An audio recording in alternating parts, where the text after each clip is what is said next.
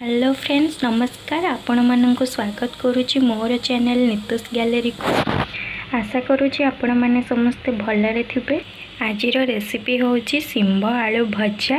तो व्यूअर्स चलंतु एबे आरंभ करिबा सिंब आलू भजा। सिंब आलू भजा पई मु 300 ग्राम सिंब नेइची और दुईटी आलू को लंबा लंबा करी काटी नेइची और 4-5 कोला रसुण को एमिति छेची नेइची।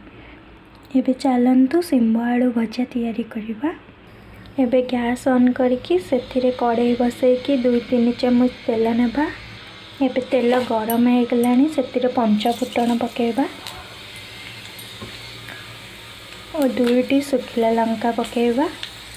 लंका भाजी हो गला परे एबे सेथिरे काटिकी रखिथिबा सिंब आलू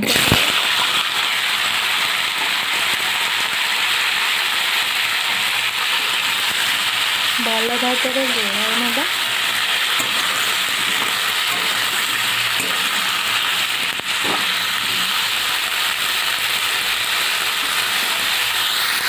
एबे सेथिरे छेचिकी रखिथिबा रसुण पकेबा।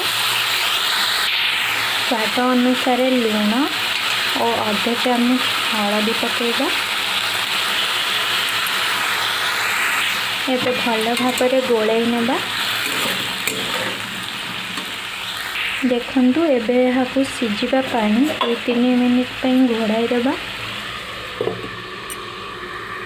मझिरे मझिरे भजा को एमिति लेउटाई नेबे, नहले भजा पोड़ी जीवो।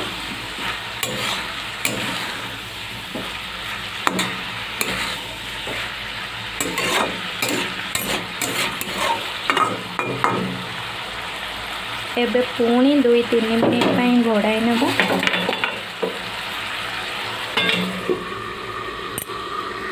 एबे 2-3 मिनिट हो गलानी, ढांकुणी को काढ़ी नेबा।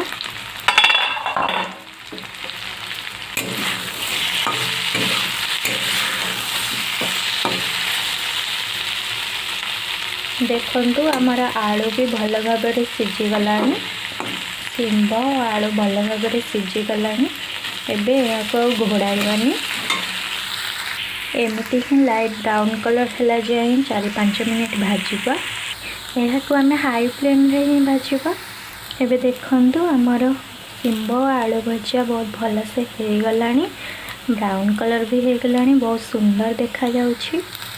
एथिरे आमे जो रसुण ऐड करथिले सेति यार बास्नाटा भी बहुत भल आसुछि। एबे सेतिरे टिके लंका गुंड ऐड करि नबा और भल भाबरे गोलाई नेबा।